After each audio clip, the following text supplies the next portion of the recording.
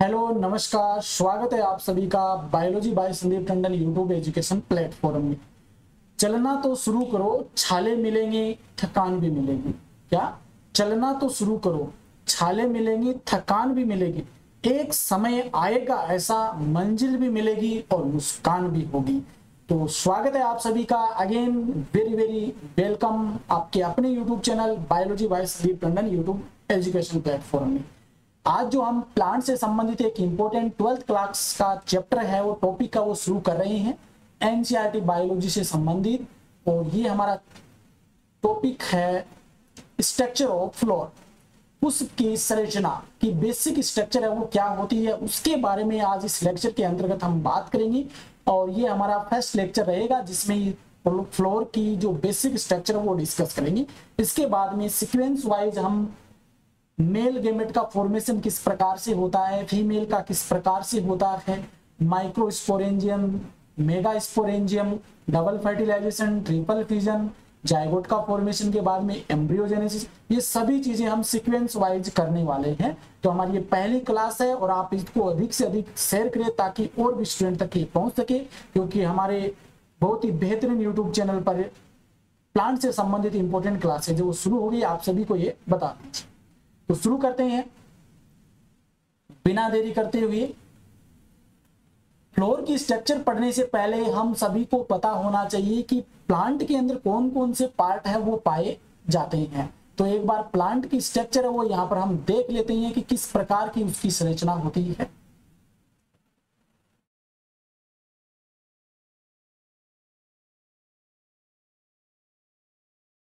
ये प्लांट के मिट्टी से नीचे वाला जो पार्ट होता है वो हो गया, और इसे हम क्या कह देते हैं, रूट कह देते हैं। और इसके ऊपर हम जब चलते हैं तो यहाँ पे उपस्थित होती हैं, आप इनको क्या कहेंगे, इनको पत्तियां कह देते हैं, लीव्स कह देते हैं। यहाँ पे और बना देते हैं, बहुत सारी होती है संख्या में, इनको हम लीव्स कह देते हैं और ये रूट हो जाएगी। अब इनके ऊपर कुछ कलरफुल संरचनाएं और उपस्थित होती हैं, उन संरचनाओं को हम क्या कह देते हैं, दो बना देते हैं। वैसे तो बहुत सारे होते हैं, ये भी देखो बनाने में बस सिंपल हमें समझ में आना चाहिए।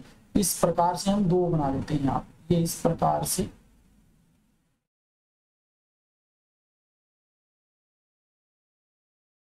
ये हो जाएगा आपका फ्लोर, फ्लोवर यानी कि पुष्प। अब देखिए यहाँ पर रूट का फंक्शन हमें पता है, क्या होता है रूट का फंक्शन। जो जड़ें जो होती हैं, ये नीचे वाला भाग क्या कहलाएगा, एक बार इसका भी पता कर लेते हैं। इसको हम रूट कह देते हैं, रूट सिस्टम। और इस पूरे पार्ट को हम क्या कह देते हैं, शूट सिस्टम, प्रोह तंत्र कह देते हैं। और इस ये किससे होता है इसका निर्माण, तो इसका निर्माण जब होता है ये प्लूमुल से होता है, प्लूमुल से होता है, जिसे हम रूट का निर्माण होता है मूलांकुर या रेडिकल कह देते हैं, इसे रेडिकल से होता है। तो ये वाला पार्ट सूट वाला पार्ट हो जाएगा, मतलब जो वायवीय भाग है उसे सूट कह देते हैं, और जो जमीन के नीचे वाला भाग है उसे रूट कह देते हैं। अब हमें इनके कार्यों के बारे में भी पता होना चाहिए कि इनके मुख्य कार्य हैं वो क्या होते हैं। देखिए यहाँ पर जो जड़ें जो होती हैं, इन जड़ों पर क्या हो जाते हैं, रोम पाए जाते हैं। ये रोम क्या कर देते हैं, यहाँ पर जो H2 उपस्थित होता है मिट्टी के अंदर, एक तो वो, और साथ में जो मिनरल्स होते हैं, मिनरल्स खनिज लवण जिससे होते हैं, जिनमें नाइट्रोजन है, फॉस्फोरस है, इस प्रकार के जो लवण होते हैं, इनको अवशोषित करने का कार्य करते हैं। और इनको अवशोषित करके कहाँ पहुंचाते हैं, इन पत्तियों तक पहुंचाते हैं। अब पत्तियां क्या करती है, ये ले लेते हैं। पत्तियां क्या करती है, पत्तियां इन H2O को ग्रहण करके और फोटोसिंथेसिस की क्रिया करती है, प्रकाश संश्लेषण, फोटोसिंथेसिस, फोटोसिंथेसिस, प्रकाश संश्लेषण। इसमें ये क्या करते हैं, CO2 ग्रहण कर देते हैं, इन्वायरमेंट से CO2 लेते हैं। और यहाँ पर देखिए तो CO2 ले लिया इन्होंने इन्वायरमेंट से, और H2O जड़ों के द्वारा अवशोषित हो गया। और फिर क्या करते हैं, सूर्य के प्रकाश की उपस्थिति में, सनलाइट की उपस्थिति में, सनलाइट की उपस्थिति में किसका निर्माण कर लेते हैं, ग्लूकोज का निर्माण, ग्लूकोज का निर्माण कर लेते हैं। कहने का मतलब होते हैं कि जो प्लांट होते हैं ये क्या कर देते हैं कि अपना खुद का भोजन है ये खुद ही बनाते हैं, अपना जो फूड होता है ये फूड का निर्माण खुद ही कर लेते हैं। जड़ीय जल व मिनरल्स का अवशोषण करके पत्तियों तक पहुंचाती है। पत्तियों का कार्य क्या होता है? भोजन का निर्माण करना। अब तने का पूछ ले कि तने का काम क्या होता है? तना क्या करता है? परिवहन का काम करता है। परिवहन मतलब जो जड़ों के द्वारा H2 और मिनरल्स अवशोषित हुआ इनको पादपों के अन्य भागों तक पहुंचाता है, और जो भोजन पत्ती में बना था ना, उन भोजन को प्लांट के अन्य भागों तक पहुंचाने का कार्य स्टेम करता है। अब यहाँ पे क्वेश्चन ये आ जाता है कि जो प्लांट होती हैं इन्हें हम ऑटोट्रोपिक कहते हैं, एक होता है हेटेरोट्रोपिक। जैसे एग्जांपल के लिए हम हो गए, जैसे मनुष्य है, कुत्ता है, इस प्रकार से बिल्ली है, ये क्या करते हैं? दूसरे जीवों को खाते हैं, जैसे मांस मछली वगैरह ये ग्रहण करते हैं, उनसे ये ग्लूकोज प्राप्त करते हैं, भोजन प्राप्त करते हैं। तो इस प्रकार के जो जीव होते हैं जो दूसरों से भोजन प्राप्त करते हैं वो हेटेरोट्रोपिक हो जाएगा। और ये क्या करते हैं? सूर्य के प्रकाश की उपस्थिति में अपना भोजन खुद बनाते हैं। तो ये प्लांट जो होंगे ये ऑटोट्रोपिक हो जाएंगे, ऑटोट्रोपिक न्यूट्रिशन दिखाते हैं। ये ऑटोट्रोपिक न्यूट्रिशन होता है इनमें, अपना भोजन ये खुद बनाते हैं। तो हमें देखो पत्ते का कार्य पता है, स्टेम का कार्य पता है, रूट का कार्य पता है। अब यहाँ पे क्वेश्चन बन जाता है कि इन फ्लोर का कार्य क्या होता है, पुष्प का कार्य क्या होता है। जैसे हमारे शरीर के अंदर टेस्टिस है, ओवेरी है, जो कार्य करती है ना वो कार्य इन पुष्प का होता है। कैसे कि जो हमारे शरीर में सेक्सुअल रिप्रोडक्शन के लिए जेनेटिक ऑर्गन की आवश्यकता होती है, रिप्रोडक्टिव ऑर्गन उपस्थित होते हैं हमारी बॉडी में, उसी प्रकार से प्लांट में रिप्रोडक्टिव ऑर्गन जो होते हैं इन फ्लोर में पाए जाते हैं। तो प्लांट में फ्लोर जो होता है ये रिप्रोडक्टिव ऑर्गन के रूप में कार्य करता है,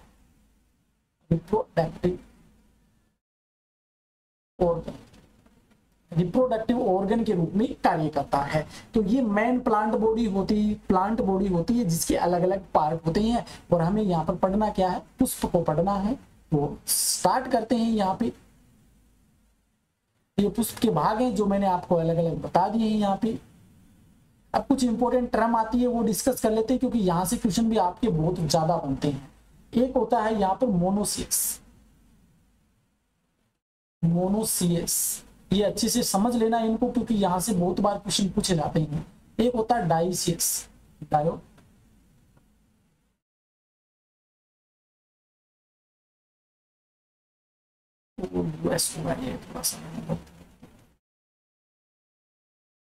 डायोसियस, और मोनोसियस को हम कहते हैं बाइसेक्सुअल, डाइसियस को कहते हैं यूनिसेक्सुअल कह देते हैं।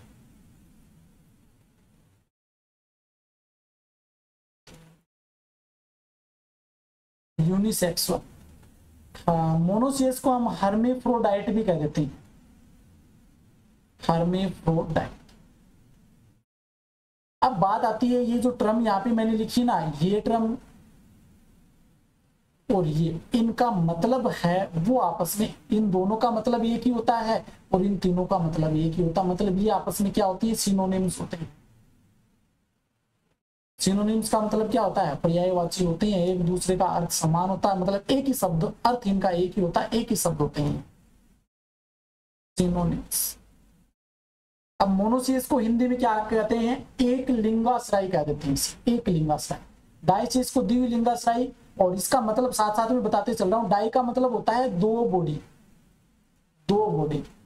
दो बॉडी में अलग अलग आपके रिप्रोडक्टिव ऑर्गन उपस्थित होते हैं। जैसे एग्जांपल के लिए हम हमारा उदाहरण यहाँ पर ले सकते हैं, बना देता हूं यहाँ पर। एक तो काली की संरचना बना देते हैं, काली का चित्र बना देते हैं, और एक कालिया का चित्र बना देते हैं।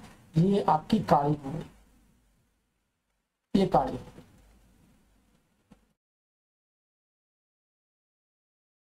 ये काली हो गई। और इस काली के अंदर क्या पाए जाते हैं? काली में पाए जाते हैं ओवेरी, ये ओवेरी उपस्थित होते हैं, काली में ओवेरी पाए जाते हैं, जो कि फीमेल रिप्रोडक्टिव ऑर्गन होता है। तो एक यहाँ पर बना देते हैं, कालिये को बना देते हैं, ये कालिया हो गया। देखो समझाने के लिए है, सिर्फ आप समझ लो कालिया ऐसा ही होता है। ये वही कालिया जी हो गया।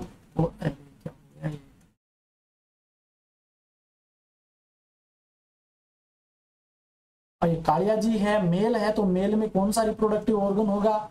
मेल में हो जाएगा यहाँ पर टेस्टिस, ये टेस्टिस हो जाएगा, ये हो जाएगा टेस्टिस। मैं आपको ये समझाने की कोशिश कर रहा हूँ। डायसिस का मतलब दो बॉडी, ये दो, एक बॉडी ये हो गई, एक बॉडी ये हो गई। इस बॉडी में आपका फीमेल रिप्रोडक्टिव ऑर्गन है, इस बॉडी में मेल रिप्रोडक्टिव ऑर्गन है। मतलब जो रिप्रोडक्टिव ऑर्गन होते हैं ना वो अलग अलग बॉडी में उपस्थित होते ही हैं, तो वो हो जाएगा डायसियस। यूनिसेक्सुअल को हिंदी में एक लिंगी कहते हैं, मतलब एक बॉडी में एक ही लिंग उपस्थित है, इस दूसरी बॉडी में एक लिंग उपस्थित है, तो दोनों लिंग इनमें उपस्थित नहीं होते। मोनोसियस का मतलब एक लिंगाश्रयी, बाइसेक्सुअल, हर्मेफ्रोडाइट इनका मतलब एक ही होता है, इनका मतलब एक बॉडी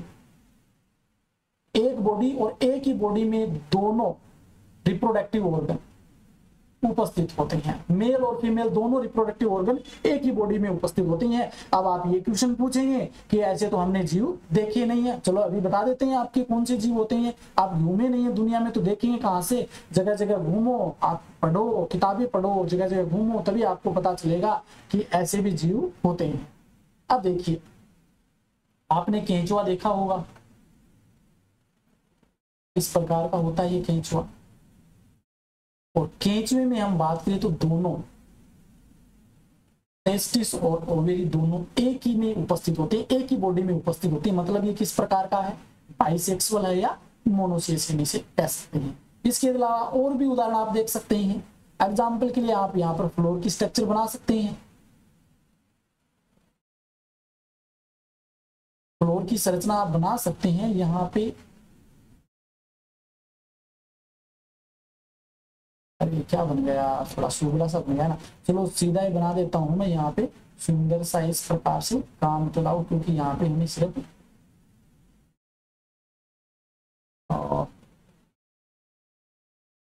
ये पुष्प जो होता है, पुष्प की संरचना आप बना सकते हैं। यहाँ पे ये तो आपका मेल रिप्रोडक्टिव ऑर्गन हो गया, और बीच में आपको नजर नहीं आ रहा, ये बना देता हूं मैं थोड़ा सा अलग कलर से। ये फीमेल रिप्रोडक्टिव ऑर्गन हो गया। तो पुष्प की जो संरचना की हम बात करें तो पुष्प जो होता है ये भी बाइसेक्सुअल मिलता है आपको। ये नहीं कहता मैं कि केवल बाइसेक्सुअल मिलता है, कुछ ऐसे पुष्प भी होते हैं केवल एक लिंगी होते हैं, मतलब यूनिसेक्सुअल भी मिल जाते हैं। तो सामान्यतः आपको बाइसेक्सुअल मिलेंगे। इसके अलावा और एग्जाम्पल बताइए सर जी, आप और एग्जाम्पल बता देते। आपने पोरीफेरा संघ नाम सुना होगा, पोरीफेरा। तो पोरीफेरा में कौन से जीव आते हैं, स्पंज आते हैं। और ये जो स्पंज जो होते हैं, ये स्पंज भी कैसे होते हैं, द्विलिंगी होते हैं। और एग्जाम्पल बात करें तो और एग्जाम्पल हो जाएंगे, टेपवॉर्म हो जाएगा। टेपवॉर्म को हम अलग कलर से लिख देते हैं, ये वाला ले लेते हैं, टेपवॉर्म। टेपवॉर्म मतलब प्लेटे एलिमेंथीज के जो सदस्य होते हैं वो भी आपके बाइसेक्सुअल ही मिलते हैं। तो ये दोनों टर्म जो होती हैं, मोनोसियस, बाइसेक्सुअल, हर्माफ्रोडाइट, ये डाइसियस, यूनिसेक्सुअल, ये आपको अच्छे से समझ में आ गई होगी। मैंने बहुत ही अच्छे से शानदार एग्जाम्पल के द्वारा इसको समझाने का प्रयास किया है। अब आगे हम फ्लोर की स्ट्रक्चर देख लेते हैं। फ्लोर साइकिल या इसे रोल भी हम कह सकते हैं, रोल भी कह सकते हैं। तो साइकिल भी कहते, तो यह बात एक ही है कि पुष्प में कौन कौन से चक्कर उपस्थित होते हैं उनकी बात कर लेते हैं। तो एक बार कौन कौन से चक्कर होते हैं ये देख लेते हैं। देखिए, पुष्प में जो होते हैं ये होते हैं टोटल 4 चक्र होते हैं। 4 को हम बांटते हैं 2 भागों में। अब ये 2 भाग कौन से होते हैं, एक तो आपका होता है आवश्यक चक्र। आवश्यक चक्र मतलब जो कि रिप्रोडक्टिव ऑर्गन में भाग लेते हैं या रिप्रोडक्टिव ऑर्गन के लिए आवश्यक होते हैं, जरूरी होते हैं। और दूसरा होता है यहाँ पर अनावश्यक, तो हम बोल नहीं सकते उन्हें हम बोलते हैं सहायक चक्र, क्योंकि सहायता करते हैं ना। जब कलिका अवस्था में पुष्प होता है तो ये सहायक चक्र इनकी सुरक्षा करने का कार्य करते हैं। आवश्यक को हम इसेंशियल कह देते हैं और सहायक को हम नॉन इसेंशियल कह देते हैं। अब यहाँ पर हम बात करें तो जो आवश्यक होते हैं इनकी संख्या 2 होती है, और अनावश्यक होते हैं इनकी संख्या भी 2 होती है। आवश्यक होते हैं इनमें 2 साइकिल कौन सी होती हैं, एक तो आपको मिल जाएगा स्टेमन और दूसरा मिल जाएगा आपको कार्पल। अभी इस फ्लोर में हम इन्हीं को डिस्कस करने वाले हैं, स्टेमन और कार्पल। इन्हें हम पुमंग कह देते हैं और इन्हें अंडप कह देते हैं। और सहायक चक्र में भी आपको 2 देखने को मिलते हैं। 2 कौन से होते हैं, पहला आपको यहाँ पे मिल जाएगा केलिक्स हो जाएगा, और दूसरा आपको मिल जाएगा कोरोला। ये बाह्य दलपुंज और ये दलपुंज, ये 4 साइकिल आपको मिलती है। यहां से क्वेश्चन बन सकता है कि निम्न में से आवश्यक चक्कर नहीं है, तो उसमें आपको केलिक्स मिल जाएगा जिसको आपको सही आंसर। अब जो आपका फ्लोर दे रखा ना, इसमें हम संरचना देख लेते हैं कौन कौन सी यहाँ पे संरचना दे रखी है। फ्लोर की स्ट्रक्चर को समझने का प्रयास करते हैं। जो आपके स्टेम से यहाँ पे जुड़ा हुआ रहता है ना, इस संरचना को हम क्या कहते हैं, इसको कहते हैं पेडिसियल कहते हैं। पेडिसियल, या इसे हम कह देते हैं पुष्पवृंत हिंदी में। मीनिंग में थोड़ी दिक्कत हो तो पेडिसियल कहते हैं इसे, ठीक है। और इसके बाद में यहाँ पे जो ये फूला हुआ भाग होता है ना, इसे हम कहते हैं थैलेमस।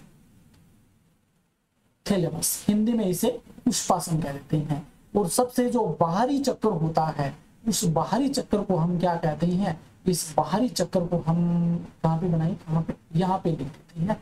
इस बाहरी चक्कर को हम कह देते हैं, क्या कहेंगे, सेपल्स। सेपल्स कहेंगे या पेटल्स कहेंगे, इन्हें हम सेपल्स कह देते हैं। सेपल्स कह देते हैं, सेपल्स होगा। देख लीजिए आप अच्छे से, और आप भी मेरे को कंफर्म करके बताइए। अब ये जो आपको कलरफुल संरचनाएं नजर आ रही है, इनको हम क्या कहते हैं, इनको थोड़ा सा अलग कलर देते हैं तो हमें दिखाई नहीं दे रहा है, ये वाला ले लेते हैं। ये आपको जो कलरफुल नजर आ रही है ना, जो कीटों को आकर्षित करते हैं परागकण के लिए, कीट इन्हीं के कारण तो पुष्प की तरफ आकर्षित होते ही हैं, इनको हम क्या कहेंगे, इनको पेटल्स कह देते हैं। इनको पेटल्स कह देते हैं, और हिंदी में कह देते हैं दलपुंज। ये सेपल्स बाह्य दलपुंज। अब देखिए जो दो चक्र हो गए हमारे, तीसरा जो अंदर वाला चक्र है ये वाला हो जाए। ये जो आपको लंबा सा नजर आ रहा है ना, अगर इसको हम बाहर निकाल के यहीं पे नाम लिख देते हैं, बाहर निकाल के आगे डिस्कस करेंगे। ये जो ऊपर आपको संरचना नजर आ रही है, इसे हम एंथर कहते हैं। एंथर, और एंथर जिससे पतली तन शाखा से जुड़ा रहता है, इस शाखा के माध्यम से पुष्प से जुड़ा रहता है, इसे हम फिलामेंट कहते हैं। इसे फिलामेंट कह देते हैं। और ये दोनों संरचनाएं जो होती हैं, इनको हम मिलाकर के स्टेमन कहते हैं, ठीक है।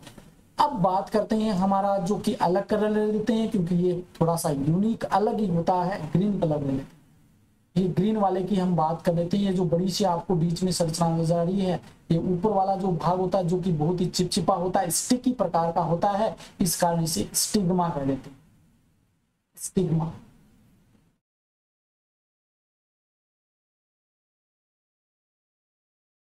इसे हम स्टिग्मा कह देते हैं। स्टिग्मा हिंदी में वर्तिकाग्र कहते हैं। और ये क्या करता है, परागकणों को ग्रहण करने का कार्य करता है।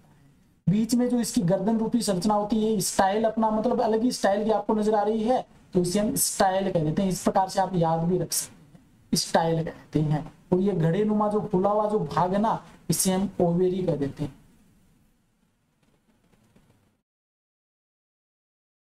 इसे ओवेरी कह देते हैं। हिंदी में इसे हम अंडाशय कहते हैं। और इन सभी संरचनाओं को, तीनों को मिलाकर के इसे हम कार्पल कहते हैं। कार्पल को हम पिस्टिल कह देते हैं। एक ही नाम है, ये दोनों ही याद रखें, पिस्टिल, कार्पल या पिस्टिल कह देते हैं। तो एक तो जो नर जनन अंग होता है, नर मेल रिप्रोडक्टिव ऑर्गन होता है, वो होता है स्टेमन, जो कि दो पार्ट का बना होता है, एंथर और फिलामेंट का। और कार्पल जो होता है, जो कि फीमेल रिप्रोडक्टिव ऑर्गन होता है, जो स्टिग्मा, स्टाइल और ओवेरी का बना होता है। अब क्वेश्चन आता है कि ग्रुप ऑफ सेपल्स किसे कहते हैं, तो ग्रुप ऑफ सेपल्स कहलाता है कैलिक्स। अभी जो हमने यहाँ पे पढ़े ना, ये नाम आ जाएंगे कैलिक्स। और ग्रुप ऑफ पेटल्स किसे कहते हैं, तो ग्रुप ऑफ पेटल्स कहलाता है कोरोला। ग्रुप ऑफ स्टेमन किसे कहते हैं, ग्रुप ऑफ स्टेमन को कहते हैं ये एंड्रोशियम कह देते हैं। Androecium, group of स्टेमन androecium. और ग्रुप ऑफ पिस्टल या कार्पल, ये गायनोशियम हो जाएगा, गायनोशियम। तो इस प्रकार से ये पुष्प की जो बेसिक स्ट्रक्चर होती है वो इस प्रकार की होती है। अच्छे से देख लेना, शायद आपको समझ में आ जाए। आगे चलते हैं। आगे थोड़ा सा हम वो ग्रुप वाला डिस्कस कर लेते हैं, क्योंकि जहां से क्वेश्चन बहुत ज्यादा बनते हैं, यहां डिस्कस कर लेते हैं। पहला आता है आपका सेपल्स, दूसरा है पेटल्स, और तीसरा है स्टेमन, और चौथा हो जाएगा आपका कार्पल या पिस्टिल। कार्पल या पिस्टिल।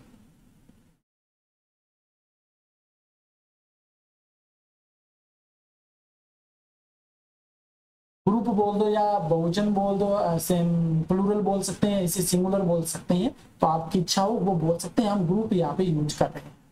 सेपल्स को हिंदी में क्या कहते हैं? बाह्य दल।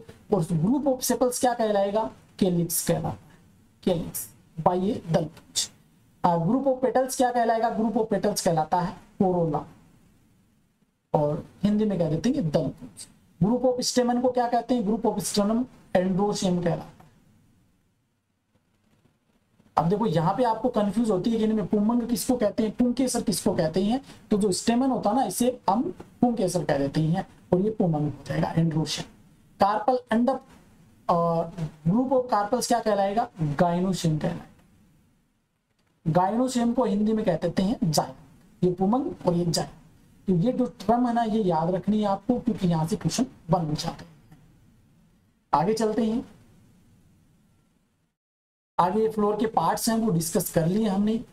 यहाँ पे ये सभी चीजें हमने डिस्कस कर ली है, आप देख लेना यूज करके अच्छे से इसको भी। अब देखिए, हमें उसके जो अंदर वाले जो बाहरी बेसिक स्ट्रक्चर देख ली। अब स्टेमन और पिस्टल के बारे में पढ़ने से पहले थोड़ा सा हम ब्रीफली सेक्सुअल रिप्रोडक्शन के बारे में हम यहाँ पे पता कर लेते हैं कि सेक्सुअल रिप्रोडक्शन किसे कहते हैं। तो देखिए, यहाँ पर एक तरफ होता है मेल के, मेल गेमेट्स, एक तरफ होता है फीमेल गेमेट्स।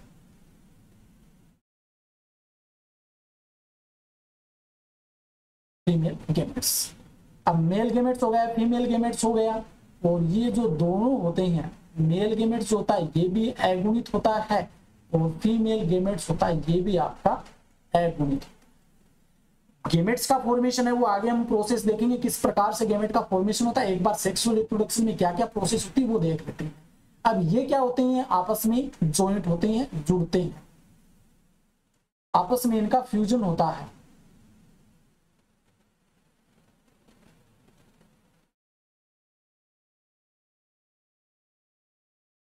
अब फ्यूजन होता है, इस फ्यूजन की क्रिया को हम क्या कहते हैं? सिनगेमी कहते हैं।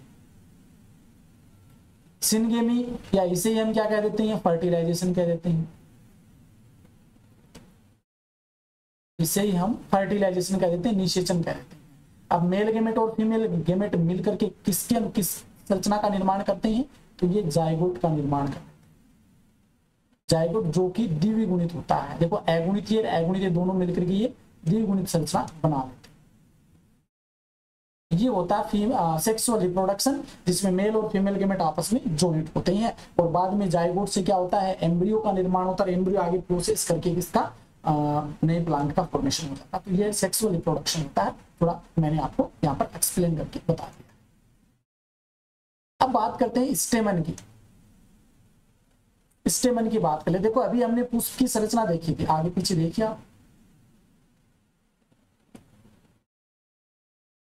यहाँ पे इस संरचना में देख लीजिए, इसमें तो मैंने बहुत सारे लिख दिया है।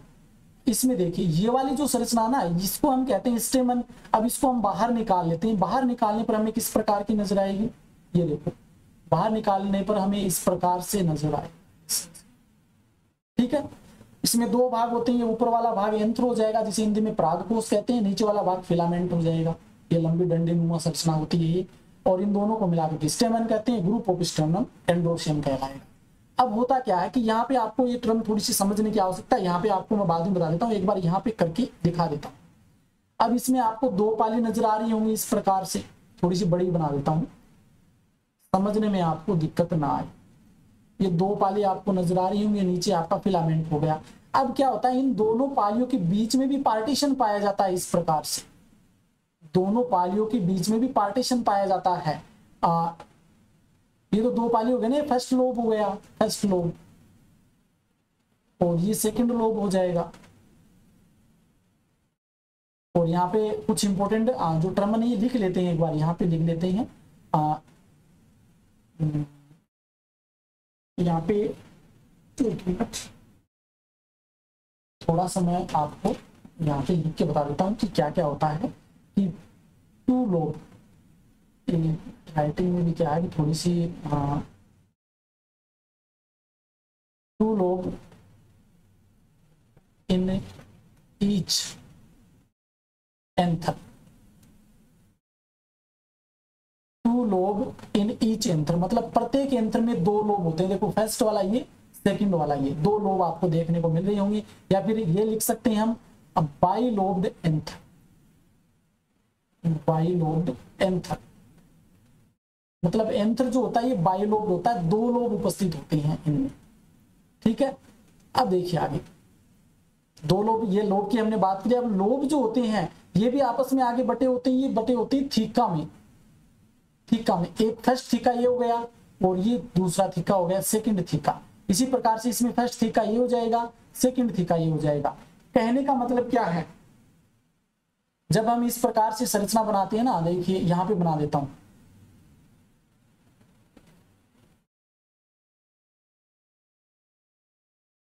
ये जब हम इंटरनल संरचना इसकी काट करते हैं ना, तब हमें इस प्रकार के नजर आते हैं। अब देखिए ये एक लोब है और ये एक लोब, एक मिनट, थोड़ा सा मैंने गलत बना दिया, तो थोड़ा सा दोबारा से इसको सही कर,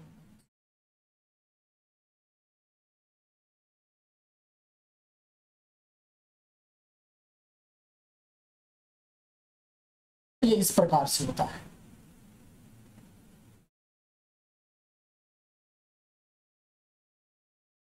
ये इस प्रकार से उपस्थित होता है। ठीक है, तो यहाँ पर देखिए ये ऐसे हम बांटे इसको, ऐसे एक लोब तो ये हो गया और एक लोब ये हो गया, फर्स्ट लोब सेकंड लोब। अब देखिए लोब का भी पार्टीशन आपको नजर आ रहा होगा, एक फर्स्ट थीका ये हो जाएगा, सेकंड थीका ये, इसी प्रकार इस लोब में फर्स्ट थीका ये और सेकंड थीका ये, मतलब एक लोब में दो थीका उपस्थित होते हैं। लोब का भी आगे पार्टीशन होता है, यंत्र का पार्टीशन होता है, तब तो क्या बनता है, लोब बनते हैं, दो लोब देखें आप।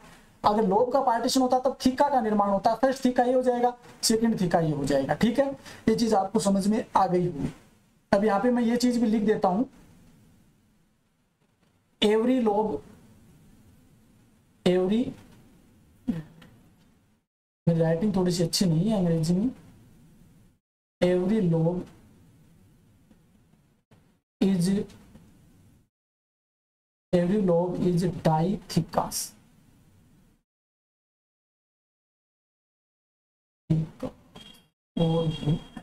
थिकास, मतलब प्रत्येक लोब जो होता है उसमें क्या होते हैं, दो थीका उपस्थित होते हैं, जो कि यहाँ पर आप संरचना में मैंने अलग अलग अच्छे से आपको समझाया है।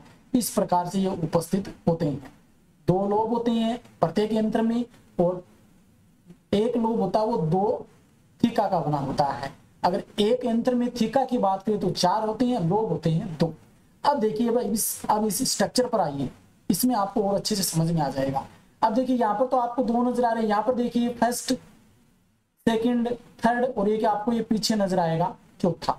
ये चार क्या दिखाई दे रही हैं, ये है थीका, ये थीका होते हैं। देखो यंत्र में लोब तो दो ही होते हैं, तो फिर ये चार कैसे दिखाए गए, क्योंकि ये दो लोब होते हैं, ये चार में बटे होते हैं, चार थीका में बटे होते हैं। तो ये जो हमें दिखाई दे रहा है ना चार, ये थीका होते हैं, और इन थीका में आपको पोलन सैक उपस्थित होते हैं, पोलन सैक दिखाई देते हैं। इन पोलन सैक में किसका निर्माण होता है, पोलन ग्रेन्स का निर्माण होता है, पोलन ग्रेन्स का निर्माण होता है। दोबारा से इस चीज को आप गांठ बांध लीजिए कि यंत्र में दो लोब उपस्थित होते हैं, और प्रत्येक लोब जो होता है उसमें पार्टीशन होता है, प्रत्येक लोब दो थीका का बना होता है। इस प्रकार से एक यंत्र में चार तो थीका होते हैं, दो लोब होते हैं, जो कि यहाँ पर आप अच्छे से समझ सकते हैं, इस चित्र में देख सकते हैं।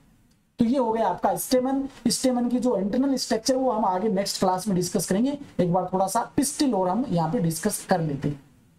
ये देखिए कार्पल या पिस्टिल। अब स्ट्रक्चर में सबसे बीच वाली जो संरचना है उसको हम बाहर निकाला है हमने, यहाँ पे एक बार दिखा देता हूं मैं। ये देखिए ये जो संरचना है ना बीच वाली, इस संरचना को हमने बाहर निकाला है, और बाहर निकालने पर हमें जो नजर आती है ना, ये इस प्रकार की नजर आती है। देख लीजिए इसके कौन कौन से भाग होते हैं। देखो पहला जो ऊपर वाला भाग होता है जो चिपचिपा होता है, जिसे हमने स्टिग्मा कहा। बीच वाला जो एक स्टाइल मतलब गर्दन नुमा होता है, पतला सा भाग होता है नलिकाकार, जो कि स्टाइल कहलाता है। और नीचे वाला घड़े नुमा फुला हुआ भाग होता है, उसे ओवरी कहते हैं। ओवरी की जो संरचना होती है, एक बार देखिए ये यहाँ पर बना करके दिखा देता हूँ थोड़ा सा अच्छे से, क्योंकि यहाँ पे बहुत सारे अंडक दिखाए गए हैं। और अंडक की संख्या क्या होती है, एक भी हो सकती है और एक से अधिक भी हो सकते हैं। यहाँ पे होता है प्लेसेंटा, इसे हम क्या कह देते हैं, प्लेसेंटा कहते हैं, प्लेसेंटा। तो इसके ऊपर है, इसके ऊपर लगा हुआ कलर क्या कर देते हैं, ये देखते हैं, इसके ऊपर लगा होता है ओवरी। ये क्या हो जाएगा, ओवरी। और ओवुल में उपस्थित होता है आपका फीमेल रिप्रोडक्टिव,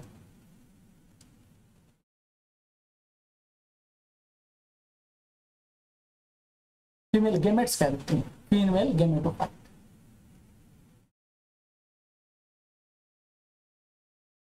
गेमेट्स कह देते हैं। अब देखिए यहां पर एक चीज और समझिए, देखिए पीछे हमने देखो जो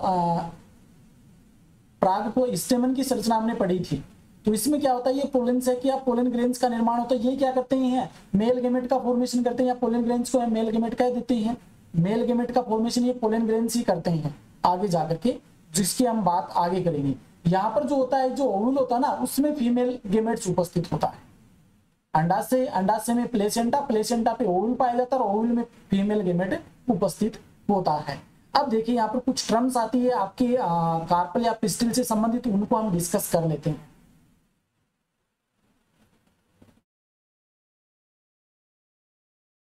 देखिए यहाँ पर एक पुष्प की हम बात करें तो उसमें एक कार्पल उपस्थित हो सकता है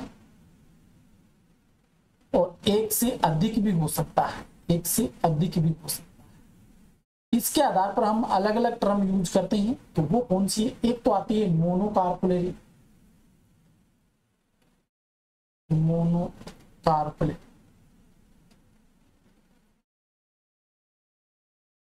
एकांडपी या इसे हम एक अंडपी भी कह देते हैं, मोनोकार्पुलरी। इसमें क्या होता है कि इसमें एक ही अंडक उपस्थित होता है, एक ही कार्पल उपस्थित, एक ही कार्पल अगर उपस्थित हो तो उसे हम क्या कह देते हैं, मोनोकार्पुलरी। ठीक है। दूसरी टर्म आती है multi carpellary,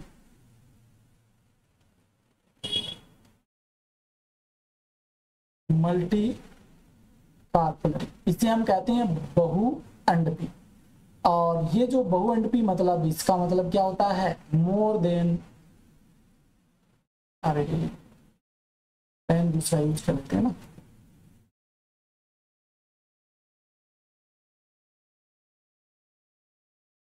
more than one carpel. कहने का मतलब है कि एक से अधिक कार्पल उपस्थित हो या एक से अधिक अंडक उपस्थित हो तो इसे हम मल्टी कार्पलरी कहते हैं। अगर एक से अधिक उपस्थित होते हैं तब दो कंडीशन बनती है।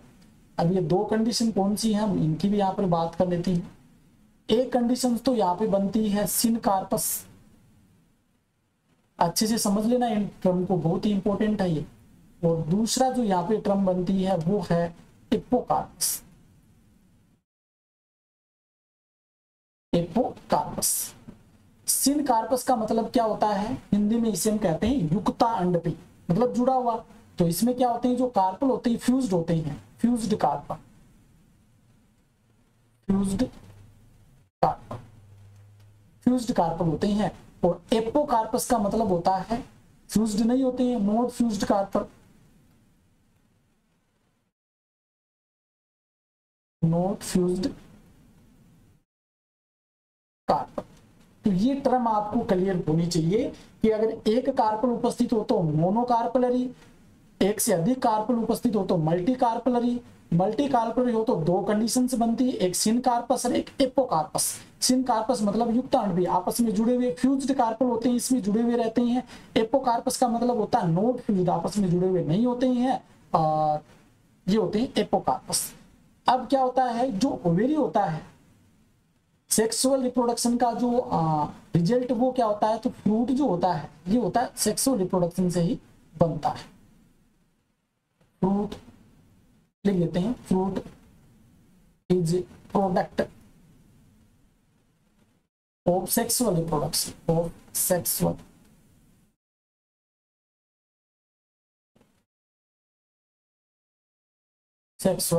Reproduction. Fruit is product of sexual reproduction, तो सेक्सुअल रिप्रोडक्शन का प्रोडक्ट होता है फ्रूट। ये जो आपको ग्रीन ग्रीन नजर आ रहा है ये अंडक होते हैं, और ये बहु अंडपी मतलब कौन सा, मल्टी कार्पलरी का ही है, ये बहु अंडपी होता है ये। सामान्यतः हम बात करें तो इसके इंटरनल स्ट्रक्चर भी आप आगे देख सकते हैं, यहाँ पे आप ये देखिए, ये इसकी इंटरनल स्ट्रक्चर हम काट करके देखिए तो इस प्रकार से बहुत सारे होल्स आपको नजर आ रहे होंगे, और यहाँ पर भी देख सकते हैं, और ये बीच में प्लेसेंटा। ठीक है, इनको हम आगे और डिटेल से बात करेंगे, इनका फॉर्मेशन किस प्रकार से होता है। देखो एक चीज आपके लिए ये आ जाती है कि क्या ये पोलन ग्रेन्स है, या फिर हम कह सकते हैं कि जो ओवेरी के अंदर जो अंडक होते हैं ये सीधे क्या कर लेते हैं, मेल गेमेट का निर्माण कर लेते हैं। तो ऐसा बिल्कुल ही नहीं होता। ये चीज भी आपको यहाँ पर क्लियर कर देता हूँ कि ये जो पेड़ होता है, ये जो पेड़ होता है, इस पेड़ पर ये मान लीजिए पुष्प लगा हुआ है, और इस पुष्प में क्या होता है, म्यूसिस होता है। म्यूसिस होता है, और म्यूसिस से किसका निर्माण हो जाता है, स्पोर का फॉर्मेशन होगा। पहले किसका निर्माण होगा, स्पोर का फॉर्मेशन होगा। अगर मेल है तो माइक्रोस्पोर्स का फॉर्मेशन होगा, फीमेल है तो मेगा स्पोर्स का फॉर्मेशन होगा। ये एडमिट होता है। अब इसमें क्या होता है, माइटोसिस होता है। माइटोसिस होता है स्पोर्स में। माइटोसिस के बाद में क्या होता है, गेमेट का फॉर्मेशन। मेल गेमेट बनेगा या फीमेल, ये डिपेंड करता है कि वो माइक्रोस्पोर्स है या मेगा स्पोर्स है। तो ये चीज आपको ध्यान में रखनी है कि सीधा स्पोर्स गेमेट का फॉर्मेशन नहीं होता है, कि जो पुष्प होता है उसमें म्यूसिस, म्यूसिस से स्पोर्स बनते हैं, स्पोर्स में माइटोसिस, फिर गेमेट्स का निर्माण। तो ये होता है आपकी जो फर्स्ट क्लास है वो कंप्लीट होती है, जिसके अंतर्गत हमने फ्लोर की जो जनरल स्ट्रक्चर है वो हमने डिस्कस की है, और साथ में जो मेन चीजें ना फ्लोर की साइकिल जो चक्कर होते हैं उनकी हमने बात कर ली है। स्टेमन की बात कर ली है, पिस्टिल की बात कर ली है। तो आज के लिए इतना ही। ये क्लास कैसी लगी है कमेंट बॉक्स में लिख करके जरूर बताना। यदि आपको ये क्लास जैसी पसंद आ रही है तो आगे हम ऐसे ही जारी रखेंगे। इसके लिए आप कमेंट जरूर करना, इस लेक्चर को अधिक से अधिक शेयर करना। आज के लिए इतना ही, धन्यवाद, थैंक यू।